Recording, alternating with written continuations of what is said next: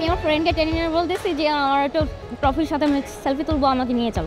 পরে আমাকে এখানে এসে আমার ভালো লাগতেছিল খুব, যে পরে ভাবলাম যে আমার জাস্ট সেলফি তোলার জন্য এখানে লাইন দিতে হচ্ছে, তারপর আগ্রহের সাথে এখানে দিলাম। অনেক ভালো লাগতেছে। ক্রিকেট বাংলাদেশের জিতবে আশা করি। আর দাদাদের কথা তো বলতেই পারছি না, দাদারা তো হেরে যাবে। আর হলো কি বলে যে রাজু তার ডিপ পড়ানো খাবে। এখানে মূলত যে চ্যাম্পিয়ন্স ট্রফিটা আসলো, তো ট্রফির সাথে একটা ছবি তুললাম।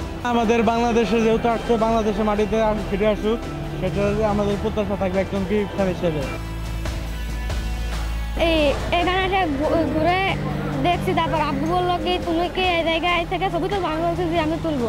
বাংলাদেশ যেহেতু কেটে আমি চাই চ্যাম্পিয়ন ট্রফি বাংলাদেশের হাতে আসুক। এই নাচছি কেনাকাটা করে আসছি, তার পাশে দিকে একটা ট্রফি চোখ পুরে হলাম, খুব ভালো লাগছে, খুব সৌন্দর্য লাগছে। এ তো আমি যখন বাংলাদেশের ছেলে, অবশ্যই আমার জন্য যেতে আমাদের একটা গর্ব হবে, সুনাম হবে একটা।